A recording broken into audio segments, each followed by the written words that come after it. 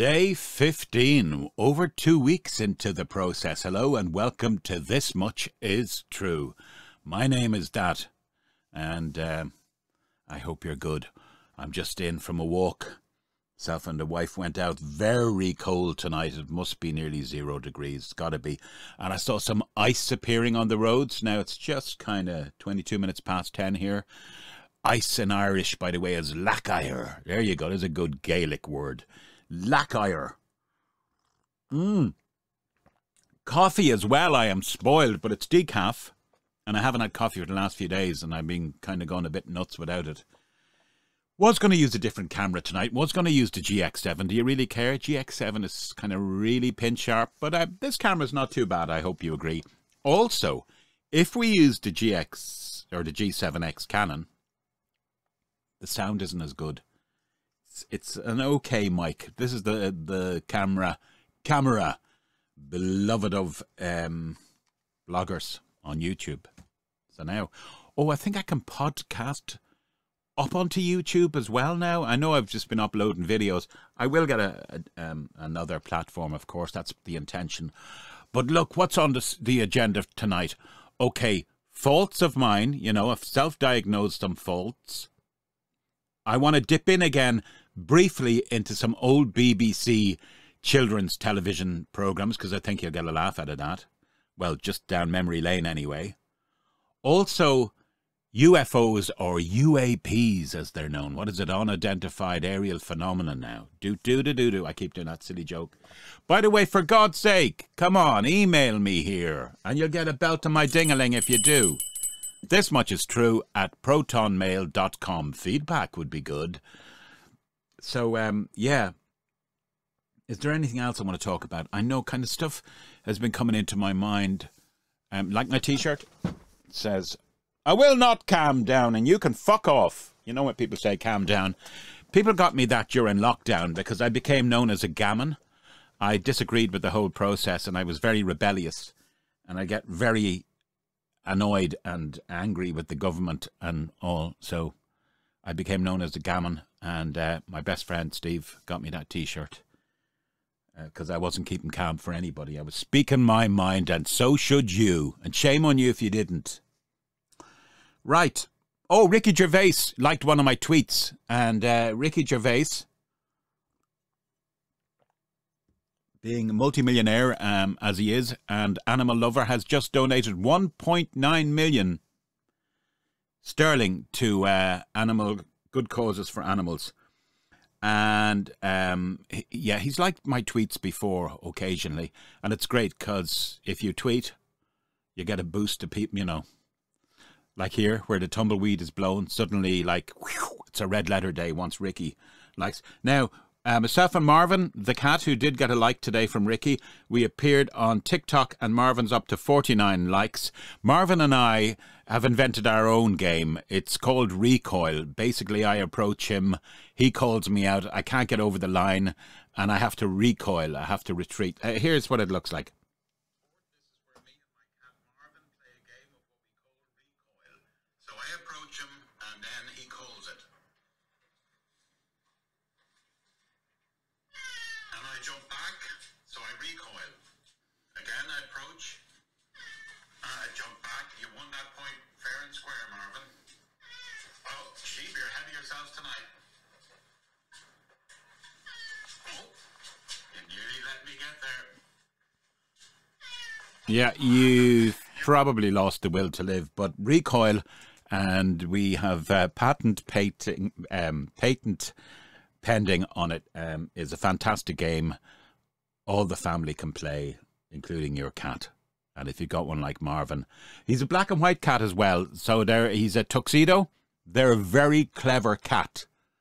Yes, they are a very clever cat. I highly recommend them. He's also known as Charlie. So, yeah, that's the rudimentaries gotten out of the way. So, look, how are you getting on? Any New Year's resolutions been broken or haven't really been attempted yet? Well, it's never too late. Now, I'm going to come clean with you. I have a medical condition, and my weight, even though my exercise is very good, my weight isn't acceptable. I think it was around 220 pounds when I last looked at it. So that's 15.7, something like that. And I'm like 5'8". So not good. So I did get down to 13 stone 13 back in 2015 through Slimming World. But my condition, I think, was well advanced at that stage and I wasn't aware of it. But anyway, look, I'm going to start coming clean. I'm going to say, listen, I walked X amount tonight and I'm going to tell you what weight I am if you're interested. And I can only tell you when it does come to really losing weight, you can do it if you put your mind to it. But if your mind isn't in it, you won't lose it. And as I said, I lost radical amounts of weight. But unfortunately, I put half back on again. Never quite got as bad as I was. At my worst, I was hitting 18. Yeah, I was just short of 18 stone. Which I know still is not so bad as plenty of what's out on the high street. But here. Old BBC programmes. 2 that came to my mind tonight. Number 1 was A House with a Door. Windows 1, 2, 3, 4. Ready to play? What's the day? Do. It's Monday. Today we're going to go through the square window. Oh my God. That was on around 4 o'clock or 3:30 every day. What was it called? What was it called? What was that called? Do you remember it? No, it wasn't Play Away. Oh my God, that's gone. But some Play Away, by the way, was a different one. Play Away actually had Jeremy Irons in it before he became famous. But the one I'm thinking of, maybe you can help me out here, had the following. I can remember them: Toys, stroke props, stroke puppets, Hamble, Jemima, Big Ted, and Little Ted. They were always up to something. Can't really remember. There was one presenter in that she was quite attractive. Tony, Toni, I think. Yeah. Who else was in it? Why can't I remember that? Ready to play? What's the day? Do. Oh my God. Help. Then, of course, you had John Craven's news round. He's still knocking around. I think he was doing Countryside or something like that for the BBC. But he'd be into his 70s now, I'd say. And the other one, of course, was Jackanory, a tall story. Oh, and I particularly remember they would have guest storytellers on Jackanory. And the best one I ever saw was the late Kenneth Williams. Ooh, matron. Remember him out of the Carry On films? Very sad in the end. He was a diarist all his life. And in the end, his last, I think he took his own life. His last words in the diary were, "Oh, what's the bloomin' point?" That was very sad. And he would have been gay back in the times you had to hide your sexuality and stuff. But he was great. Because I remember he'd come out to do the story and there was a prop, like a little house with a window in it. And before he'd sit down to tell the story, he'd look through the window. I'll give you that. I remember him for that. And Bernard Cribbins as well, who passed recently, got well into his 90s. Bernard Cribbins definitely was a storyteller on Jackanory at one point. So we had Play Away, Jackanory, John Craven's news round, and the one with the Hamble and Jemima. Will we look it up here, will we? Come on, let's just do it. Because that's going to drive me mad. Come on. Come on, Marco. Are you bored? Don't be bored. This is going to be so exciting. You're going to wet your panties. Or I'm going to wet mine anyway. You're not supposed to know that I'm a cross-dresser. Actually, hold on a second. I made very good money out of dressing up as Marilyn Monroe. And it went really... Now, I used to do this kind of thing and she'd be talking like New York accent. And it was like, just so obviously, me, fat in a blonde wig. I got a dress from a TV company, actually, who kind of liked the idea and toyed with it for a while, Who are they again? I don't remember. It was a pilot show. Now, I wasn't starring in it, but I was in it. That didn't work out. But yeah, and I mean, I had some really good clients. There was one software company in the Valley, and they would hire me to haze the new people. In other words, really give them a drubbing, a slagging, or insult the people who were retiring from the company. Yeah. Yeah. Okay. Sorry. I got distracted.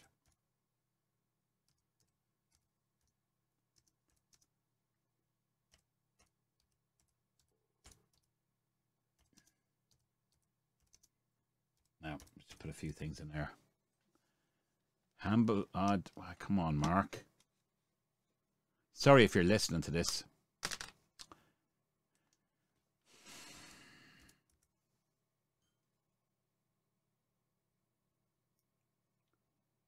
Oh, look. Don't go. Don't go. Just don't go. Just don't go. Wait till I see. I will just put in humble, big Ted. Play School. That was, it was called Play School. Play School. What happened to Hamble from Play School, says the computer. Hamble was the only toy not to make it through to the end, being replaced by Black Doll Poppy. And that, well, that wasn't woke back then. It was replaced by Black Doll Poppy in an 80s attempt to be more inclusive. That's their story as to why she went anyway. The windows were the round window, the square window, were the crowning glory of the program, posing the question of which window it would be. I know, you're deciding which window to fuck me out of now, so I'll stop talking about that. Let's move on to UFOs, unidentifying flying objects, unidentified even. And their new terminology is, of course, UAE, I think. It's not United Arab Emirates, is it? It's unidentified aerial. Sorry, I got that wrong. I couldn't even get that right. Yeah, unidentified aerial phenomenon. Now, yours truly is currently narrating all about UFOs. It's a project that's going on about 2 years. Hasn't quite come to fruition yet. It's a program that's going to be sold. Well, I won't say where it's sold, but in big countries around the world. And so today, the guy who directs and produces it is a very nice man from America, but he lives in Ireland. And he sent me badges because I'm one of the production crew now, you see, because I'm the official narrator for it. So this is like, you've probably seen that little UFO shape, which I think comes from South America. See, it looks like, doesn't it look like space shuttle thing? See the little wings on it? No? Sorry, it's not very good. It's not going to work, is it? Yeah. So, anyway, but this one, there's a shape on it here. Oh, you can't see it, can you? See a little triangle-y shape? See it with the circle in it? So, you probably know, if you've ever been into any of this, there was a famous incident in RAF base in Rendlesham Forest in the UK around 1980, which an American air base was there as well, I think. And there was American RAF, whatever, Americans and RAF. And they, you know, there was a famous sighting of a UFO there that had kind of landed in the forest. But some of the guys got up really close to it, and there were kind of decals on it like that shape I showed you. I can't see it, but anyway, it's going to be pride of place here. But also there were numbers on it, and cut a long story longer, the numbers gave coordinates of 2 places on Earth, and one of them is known as High Brazil, which is off the northwest coast of Ireland. Some people thought it might have been that Atlantis or something, in that kind of area. But yeah, so on the UFO there were these numbers, and which corresponded to coordinates. I don't know where the other place was, but one was High Brazil, which you can't see now. But if you look at old maps from the 1600s and stuff, it is there. And also there are official kind of ship captains' logs and stuff. No, not Captain Kirk. Captain's log, stardate, diddly-doo. Scotty's just shot his ears off with a phaser. No, not those ones. It's ahoy, lads. You know, yeah. Seaman Staines and Roger the Cabin Boy days. Back then, those big ships, those galleys, they actually had records of seeing high Brazil. And one or two accounts of people going to it, and it wasn't really occupied or anything, I think.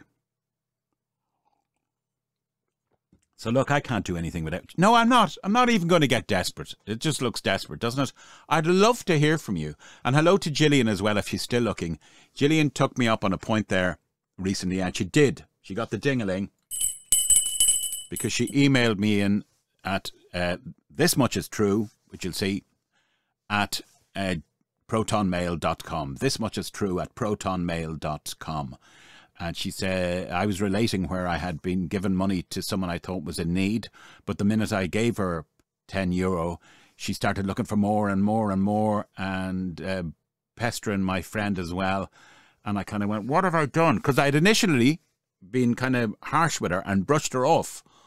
And it had done the trick. And it was only the milk of human kindness in me. As I saw her later kind of being rejected, I offered her money, and she turned... I won't say nasty, but she became a bloody nuisance, right? So anyway, Gillian heard this and contacted me via the comments, as you can as well on YouTube, and said, you know, Mark, I work in Dublin's inner city and I come across quite a few people every day that are in need, and most of them, if not all of them, do not react like that. So don't let it put anybody off donating a few bob to charity or people who are... I won't use the word beggars as well, because I think I might have said beggar sometime. That's wrong, with people that are down on their luck. And I said to her, look, Gillian, message understood. And then I related a true story. My father, the late Colonel Manning, I want to introduce you to him. That's him there over in Lebanon, where he was camp commandant. Any of you ex-Irish Army guys probably know Camp Shamrock. So that was in the very early 80s. But anyway, Dad was great. I loved Dad. And he was a big, kind person. He was Christian big time, but kept it all to himself. And, you know, his deeds spoke an awful lot more than anyone Bible bashing and what have you. Anyway, we were walking down the street one day, and I was as a little snotty frickin' schoolboy I was. And this dubious character approached us with his hand out, going, give us some money, give us some money. So Dad, you know, straight away gave him a few pounds. And I said, in a very supercilious way, I said to my snotty little way, I said to my dad, he's only going to spend it on drink. And my father said to me, without missing a beat, he said, and I hope he has a bloody good time with it. My father was a Tipperary man, which is in the news these days, isn't it? So look, have I said enough? Are you bored of looking at the state of me on my T-shirt? Okay. Oh yeah, my faults. Yeah, they're not major now, of course, but my self-analysis is I think I'm a bit ADH. I'm attention deficit at times. Like yesterday there was a problem to do with a computer platform we use.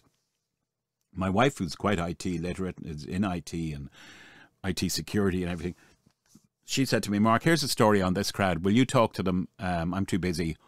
And she laid out, and of course I went, yeah, got it. And got on to the guys in the platform, didn't give out, but was very assertive with them. Da-da-da, that's the problem, blah, blah, blah, blah, blah. Anyway, it wasn't the bloody problem. And as I always say, it's not the problem, that's the problem. It's how you handle the problem, that's the problem. No, it wasn't the problem. I didn't bother my arse looking properly at what my wife had shared with me in respect of this issue. Hadn't looked at it. Of course, thought I knew it.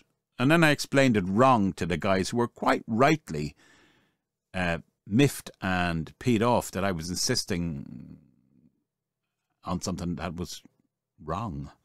So I have that habit. Also, as well, I'm one of those guys that, you know, if you get something to assemble and you get the instructions, you know, I keep short-circuiting the whole process. I'll jump ahead. I'll get there. I'll fix it. I'll work it out. Whereas he really just unfolded the bloody thing, you know, Third Reich style, laid it out like a big map of campaign and go through it systematically. I'm sure I would have the thing assembled in no time. But something in my brain just always goes, I'm going to shortcut through this. Never works. It always ends up being the long way. And the other thing I do is, and I'm sure I'm not the only one, do you know when your better half says to you, have a look for that thing there, it's in the cupboard. It could be a jar or a tin or whatever. And something, even at that point, goes, I'm not really going to look for this. It blanks it out. You know, it's like a cursory look. Nah, it's not there. Yes, it is there. No, it's not. I've looked. I've thoroughly looked. I'm telling you, it's there, says herself. And it usually is. And I think that's I remember Tony Robbins talking about that. The brain, for whatever reason, it blocks out the hard work involved, or it has some reason for not seeing what's in plain sight. So I suffer from that as well. The other thing I suppose you could say in the same vein is I think I've good instincts, and I still count on instinct. But, you know, you need data sometimes, not just your instinct. So I will draw conclusions like curtains. I'll come to a conclusion really quick, which is often erroneous. What are your faults? You want to share them? Tomorrow I'll be telling you what weight I am. Isn't that interesting? Although I kind of know. And I'll be telling you how many steps I did. And whether I did some work with weights, because weights are really good. And I'll tell you what else is great, guys. Cholesterol is one thing. And all the doctors tell you how important it is. But trust me, it is important. But trust me, your blood sugar level. See, a lot of heart issues, they come from insulin resistance. Check your blood sugar level. And if you don't know how to do that, ask me. thismuchistrue at protonmail.com. And I shall show you. Of course, you have the internet, don't you? Right, I'm going to take these UFO badges and shove them up my butt. Have a great night. Take care, because I care.